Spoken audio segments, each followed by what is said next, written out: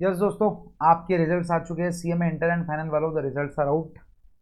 काफ़ी बच्चों के रिपीटेडली यही मैसेजेस है कि सर हमने इतना पढ़ा था, हमने इतना पढ़ा था सर, थोड़े मार्क्स से रह गया, थोड़ा ये रह गया, वो रह गया। लेकिन देखो, we need to accept it कि बीइंग अ प्रोफेशनल एग्ज़ाम थोड़ा बहुत तो काटा पीटी रहती है। मतलब सर मेरे को लगा था कि इसमें मतलब कॉस्टिंग में इतने आ जाएंगे, लेकिन कम दिए marks. It's very common, like through out the CA आप देखोगे, थोड़ा सीएस भी देखोगे, सीएमएस देखोगे, तो इट्स वेरी कॉमन कि आपके आप जो अपन जो सोचते हो उससे कम ज़्यादा ही मार्क्स आते हैं। तो मैं ये बोलना चाहूँगा कि जो आया प्लीज़ उसको एक्सेप्ट करो। एंड ये देखो कि जो 10% 15% में जो बच्चे पास हुए उन्होंने क्या ऐसा किया था जो अपन ने नहीं किया था। एंड लग जाओ, मैं ऐसे नहीं बोल रहा कि आज से लग जाओ, आज आपकी मेंटल स्टेट भी नहीं है वैसे। बस बस ये एक्सेप्ट करो कि हाँ भाई ठीक है, जो आज जो सीएमए बने हैं, ठीक है, जो आज जो सीएमए इंटर क्वालिफाई किए, भाई वो भी आपके स्टेज पे कभी ना कभी थे। ठीक है, आज आप फुल स्टेज पे हो। वो लोग जो, देखो मैंने CM successful CMs were in this place last time, मतलब लास्ट टाइम वो लोग ये फेस पे थे, उन्होंने क्या किया, कुछ ना कुछ अलग किया होगा ना जिसके थ्रू वो 10-15% में और वो निकल गए। तो आपको वो चीज़ों पे ध्यान देना है, रैदर देन कि ठीक है मेरे साथ ही क्यों। ठीक है मेरे साथ हुआ ना, चलो अब मैं ऐसा कुछ पढ़ाई करूँगा, मतलब कुछ नया नहीं पढ़ना है, जो भी है उसको अच्छे से पढ़ना है, सो दैट आगे अपने को क्या रहेगा, आगे जब नेक्स्ट टाइम रिजल्ट आएंगे तब अपने को ये रिजल्ट ना देखना पड़े भाई। देखो मैं आज नहीं बोल रहा कि आज ही भिड़ जाओ, नहीं, लेकिन फेलियर को एज अ फीडबैक लेना सीखो। ठीक है, कि क्या गलती हुई देखो। अब first and the most important thing ये 2-3 दिनों में आपको यही करनी है कि सबसे पहले उठो, आपके पेपर्स देखो, एनालाइज करो कि क्वेश्चन पेपर, थोड़ा बहुत तो अपने को आंसर याद रहता, पेपर्स मंगो अपने आरटीआई से, एनालाइज करो कि भाई होगा क्या, मतलब क्या हुआ था एग्जाम हॉल में जो मैं क्लियर नहीं कर पाया। ठीक है, देखो दो टाइप के बच्चे रहते हैं, एक जो जेन्युइनली कि मतलब लास्ट मोमेंट तक था कि भाई सर पास हो जाएंगे, पास हो जाएंगे, और एक जिनको पता था कि मैं फेल होने वाला हूँ। तो भाई जब जो तुमको फेल होने वाला है ना, वो तो ठीक है, तुम चुपचाप पढ़ाई पे लग जाओ। ठीक है, आपको मालूम था रिजल्ट, आप बस रिजल्ट्स का वेट कर रहे थे, आप पढ़ाई पे लग जाओ। लेकिन जो जिनको लग रहा था कि मैं पास हो जाऊंगा लेकिन कुछ कारण गलती से मैं फेल हो गया, ठीक है, तो आप ये देखो कि आप मतलब सिर्फ 5-10 मार्क या 15 मार्क से रहे हो क्या, या there is a major gap पास होने में। अगर 5-10 मार्क से रहे हो ना, तो believe me this was your luck. ठीक है, this was your hard luck. But कोई ना, ये 5-10 मार्क अपन नेक्स्ट टाइम अच्छे से कवर कर लेंगे। लेकिन इफ द गैप वॉज 2 और आपको फिर भी लगता था, मतलब आपको लगता था कि मैं पास हो जाऊंगा या हो जाऊंगी, लेकिन आपका गैप 30-40 मार्क का है पास होने के लिए, then there is a gap, gap between you, your expectations and your answers. आप खुद से ज़्यादा एक्सपेक्ट कर रहे हो लेकिन आप लिख कम रहे हो, या आप कंसेप्ट को कम मेमोराइज कर पा रहे हो। आप समझ रहे हो क्या? अगर आपको लगता था कि आप पास हो जाने वाले थे, तो आप 5-10 मार्क ही नहीं पीछे रहते थे ना। आपको अगर 50-60 मार्क्स कम आ रहे हो और आपको लगता है कि मैं पास हो जानी चाहिए थी, तो देर इज़ अ डिफरेंस। तो आपको ये गैप देखना पड़ेगा, क्योंकि अगर गैप का देखोगे नहीं ना, ये गैप क्यों आया, क्योंकि आपको ऐसा लग रहा है कि मैंने बहुत अच्छे आंसर्स लिखा, लेकिन इंस्टीट्यूट वैसे मार्क्स नहीं दे रही ना। तो देर is a high chance that कि आपको जो लग रहा है कि मैंने सही लिखा, वो गलत है। तो सर ये कैसे रहेगा, मैं आपको बता रहा, आपको 5 आर स्ट्रेटेजीज अपने अप्लाई करनी पड़ेंगी। प्लीज़ इसको बहुत सीरियसली लो। जो हो गया उसको चेंज नहीं कर सकते, लेकिन जो आने वाला है ना उसको डेफिनेटली चेंज कर सकते हैं अपने हाथ में। सर आज क्या है, 11 अगस्त है, अपने एग्ज़ाम कब है सर? दिसंबर में। यू स्टिल हैव अगस्त का पूरा महीना, सितंबर का पूरा महीना, अक्टूबर का पूरा महीना, नवंबर का पूरा महीना, like literally 4 months in your hand. मतलब 4 महीने में अपन कुछ भी कर सकते, कुछ भी, मतलब जो बंदा अगर स्क्रैच से भी पढ़ना चाहो ना तो वो पढ़ के निकाल सकता, प्रोवाइडेड उसकी क्लासेस थोड़ी हो जानी चाहिए। समझ रहे हो क्या? 4 months are more than enough. And मैं क्यों बोल रहा कि थोड़ा स्ट्रेटेजिकली प्लान बनाओ, जल्दी जल्दी जल्दी जल्दी करो, द ओनली रीज़न इज ये है फेस्टिव सीजन।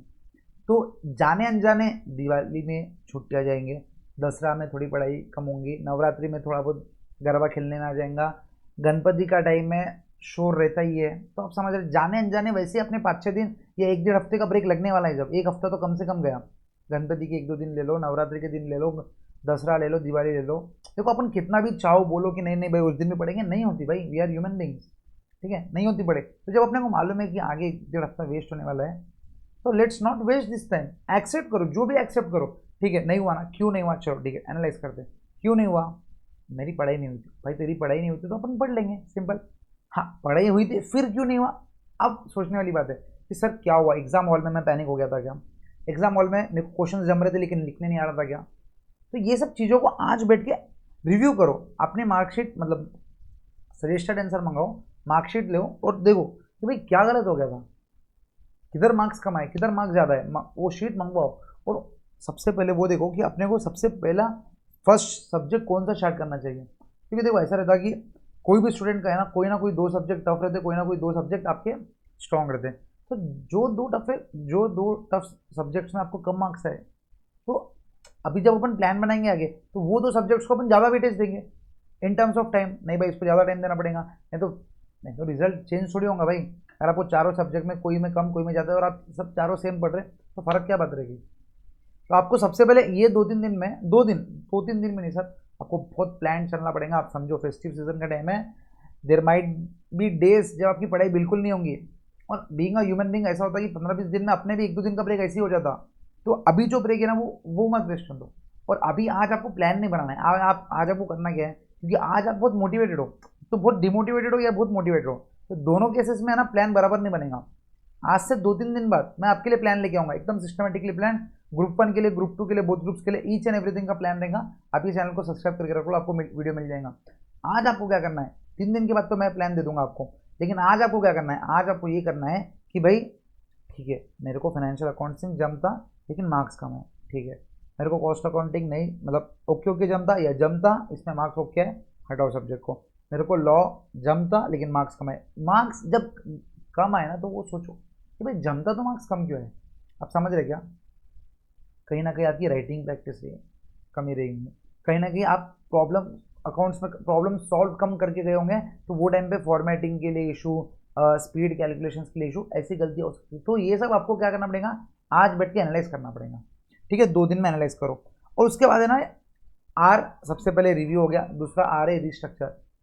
पूरा का पूरा एक न्यू प्लान बनाओ जो आप फॉलो कर सकते हो, ऐसा नहीं कि अड़म धड़म। मैं आपको बोल रहा ना आज का जो प्लान रहेगा ना, क्योंकि देखो आज से 3 दिन बाद जो मैं प्लान देने वाला हूँ ना, that would be in terms of hours. आपको इतने घंटे इस पर पढ़ना चाहिए, इतने घंटे ऐसे पढ़ना चाहिए, इस घंटे ऐसे पढ़ना चाहिए। लेकिन मैं ये नहीं बोल सकते आपको सुबह 5 बजे उठ के 6 बजे पढ़ना चाहिए। कुछ बच्चे ऐसे रहेंगे, नहीं सर मैं तो मॉर्निंग पर्सन नहीं, मैं नाइट पर्सन हूँ।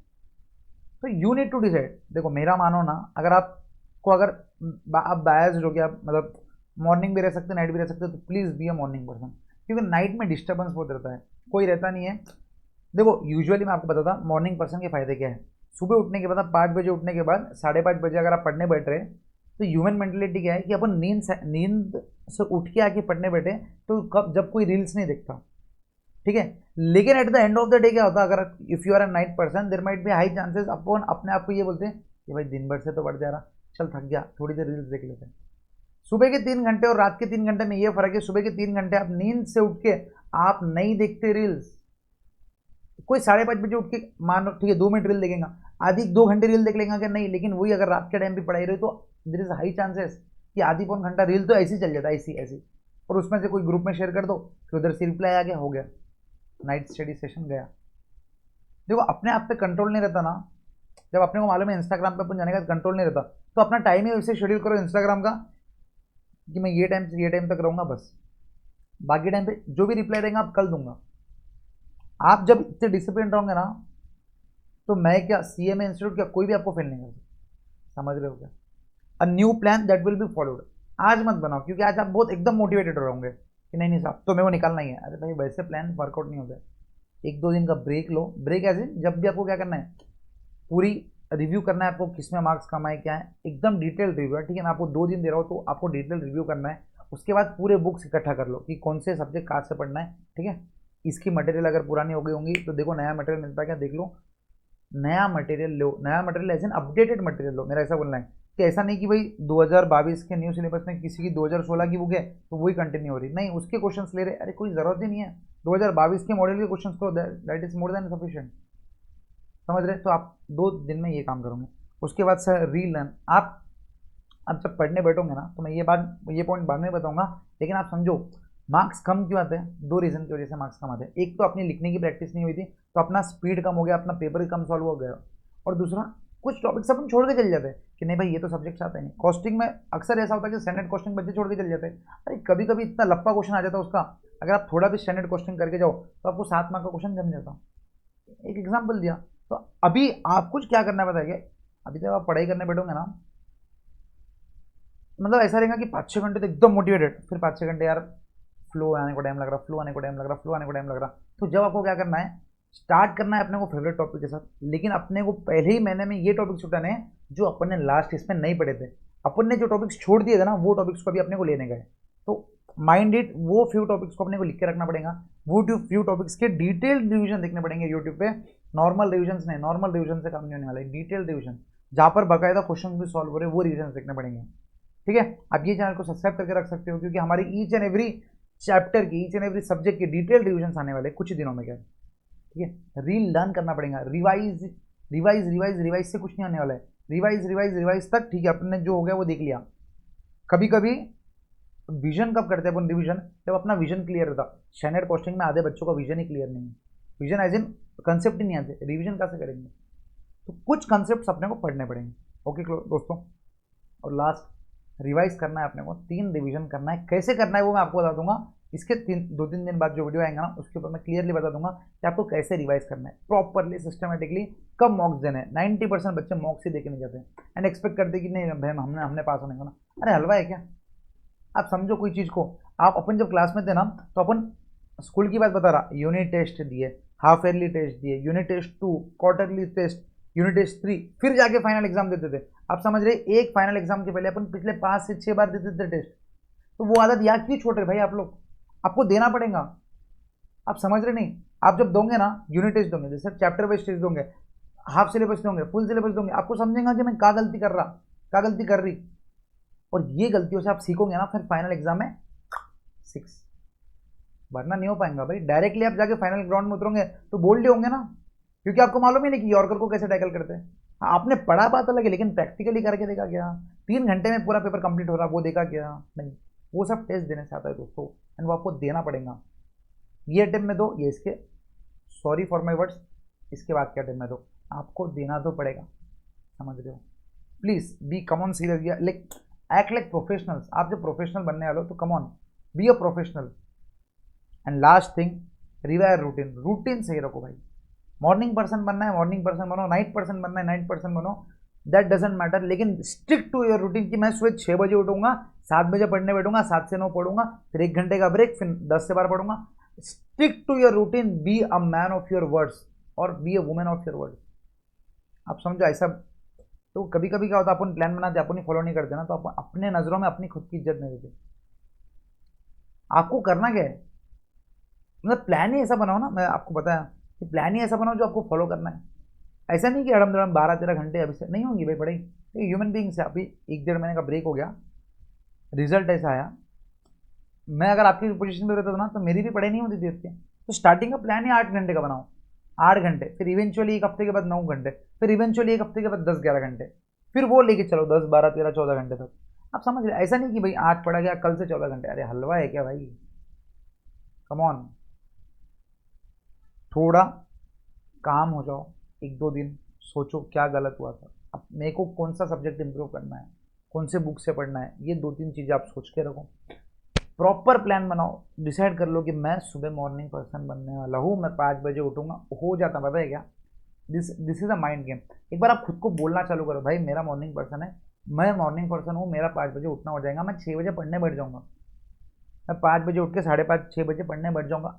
देखना आप 2 दिन क्या देखना कैसे नहीं उठते, फिर ऑटोमेटिकली अपने माइंड को अपन बातें करते कि 5 बजे उठना है भाई, तो 10 बजे सोना भी पड़ेगा, 7 घंटे की नींद लेना है।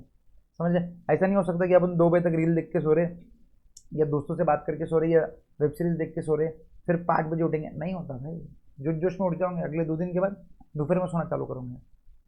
कम ऑन, ठीक है, be little professional. I know the results are very tough, ठीक है, एक्सेप्ट इट, ठीक है, एक्नॉलेज कर लिया कि अपने रिजल्ट टफ है। मैं आपको बता रहा, आज जो पास हुआ ना बंदा, वो भी कहीं ना कहीं फेल हुआ था। उसने क्या किया मैं आपको बताऊंगा, मैं और मेरी पूरी टीम आपको बताएंगे कि आपको क्या क्या कब कब कैसे करना चाहिए। कम ऑन, ठीक है, don't be harsh on your self today at least. कल से बात तो हार्श होना ही है, 14 घंटे के नीचे पढ़ना ही नहीं है 1 हफ्ते के बाद से। अभी मैं आपको 1-1.5 हफ्ते का ब्रीथिंग स्पेस दे रहा हूँ कि 8-9 घंटे पढ़ेंगे तो भी चलेगा, उसके बाद वो नहीं मिलेगा। ठीक है, अगर आपको सही में पास करना है तो वो नहीं मिलेगा, वो आपको सेक्रीफाइस करना पड़ेगा। ओके दोस्तों, सो हो जाएगा, लक अपने फेवर में नहीं था ये बार, आ जाएगा, ठीक है। लास्ट में बस इतना बोलना चाहूँगा कि कोई देखे या ना देखे, भगवान देख रहा है कि आपने मेहनत की थी, कुछ लक के कारण नहीं पास हुए, हो जाऊंगे, ठीक है, वो देख रहा है ना। प्लीज़ मेरे पे नहीं, मम्मी पापा पे नहीं, खुद पे नहीं, उस पर ट्रस्ट करो, उस पर ट्रस्ट करो, हो जाएगा, मैं बता रहा हूँ, मार्क माई वर्ड्स, हो जाएगा।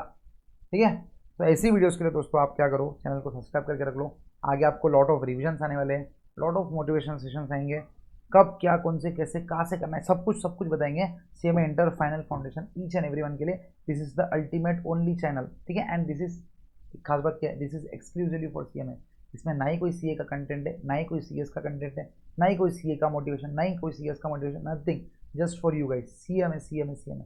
ओके दोस्तों, बाय, चिल मारो आज के दिन, एक्सेप्ट करो, घर वाले बोलेंगे, कोई ना कोई ताने मारेंगे, सुन लो, क्योंकि आज अपन हार के साइड पे, जब अपन जीत के साइड पे जाएंगे ना, तो वो लोग ही अपनी तारीफ करेंगे।